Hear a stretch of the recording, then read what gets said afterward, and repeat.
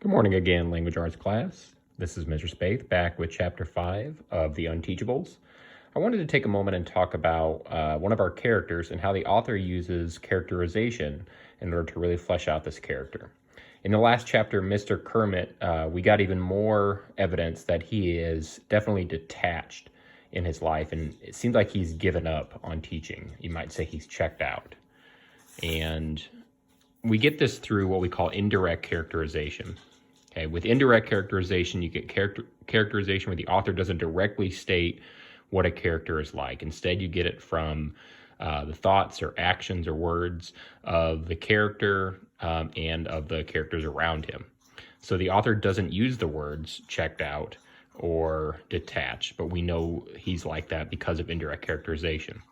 Mr. Kermit's words, actions, and thoughts, and the actions and words of others are how we get the fact that he's detached and that he's given up. So let's read chapter 6 today and keep tabs on how the author uses indirect characterization.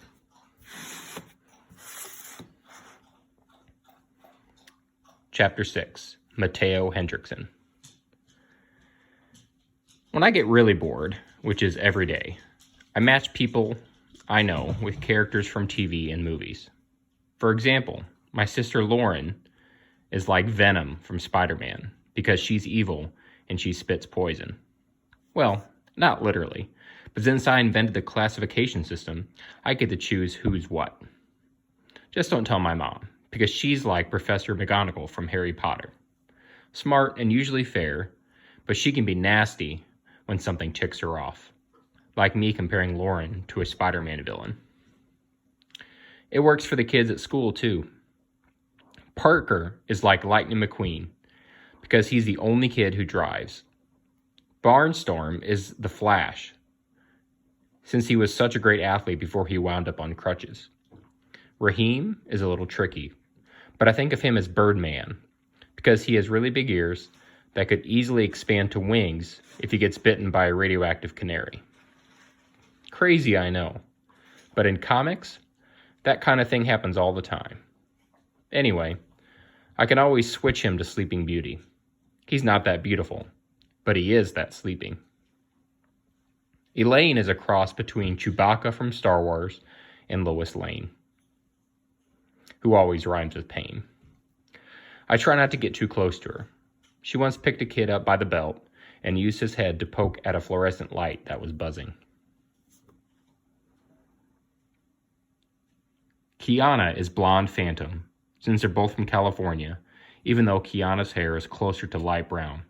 And Aldo? That's easy. Dr. Bruce Banner, who turns into the Incredible Hulk when he gets mad.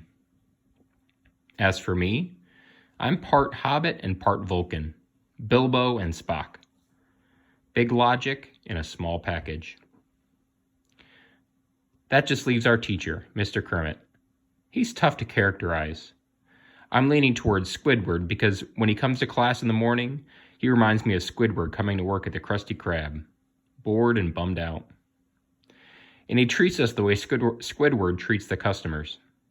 He doesn't hate us exactly, but he definitely wishes we were someplace else. He's even a little grumpier than Squidward because he doesn't have a hobby like playing the clarinet, unless you count crossword puzzles and consuming mass quantities of coffee. For someone who's supposed to be a teacher, he sure doesn't do too much teaching. He mostly just hands out worksheets. The only time he talks is when somebody asks a question. That usually ends up being me. Mr. Kermit, why do the magnetic poles reverse? With effort, the teacher tears his attention away from his puzzle. Excuse me? Every 250,000 years, Earth's magnetic poles reverse, I explain. I was just wondering why that happens. Yes, but what does this have to do with... Reluctantly, he glances from his New York Times to the worksheet on his desk beside it, using vocabulary words in a sentence. I want to do a sentence on Magneto, I reason. But since his superpower is magnetism and electric charge, he'd be affected by that. That's another thing about Mr. Kermit. He isn't very helpful when one of his students is curious about something. The only other time there are questions is when Parker is trying to figure out what a word is. That turns into kind of a game in SCS 8. Figuring out what he means by tram gully when the word is really metallurgy. Sometimes the whole class gets in on guessing. It's the only fun we have during school. It can get pretty loud when people start laughing at Parker. Mr. Kermit's usually okay with it, unless Miss Fountain comes over to complain that we're disturbing her class. Then he chews us out. He doesn't get mad at us, but he can't stand it when she does. This one time, Barnstorm makes a big stink, pounding his desk with both crutches, because the football team is holding its first pep rally, and he isn't going to be there with the players. "It's not fair, man," he roars. "Just because I'm injured doesn't mean I'm not a golden eagle." Mr. Kermit's curiosity is suddenly piqued. "If you were in the pep rally, you'd have to leave now, right? You'd be somewhere else for the rest of the day." Barnstorm nods. "The team gets the whole afternoon off to prepare for it, and I'm stuck here working." That might be pushing it a little. I've seldom seen Barnstorm pick up a pencil. "That sounds reasonable to me," Mr. Kermit agrees. "It isn't your fault you got injured. Why should you have to suffer for it?" I get the feeling that Mr. Kermit doesn't care that much about justice for Barnstorm. What he really wants is to get this disturber of the peace out of room 117 before he puts one of those crutches through a wall. Miss Fountain would definitely notice that. So he goes on the intercom and demands to have Barnstorm included in the rally. He argues his way through 3 secretaries and the assistant principal, and he won't take no for an answer. We're blown away. It's a whole new side to our teacher none of us have seen before.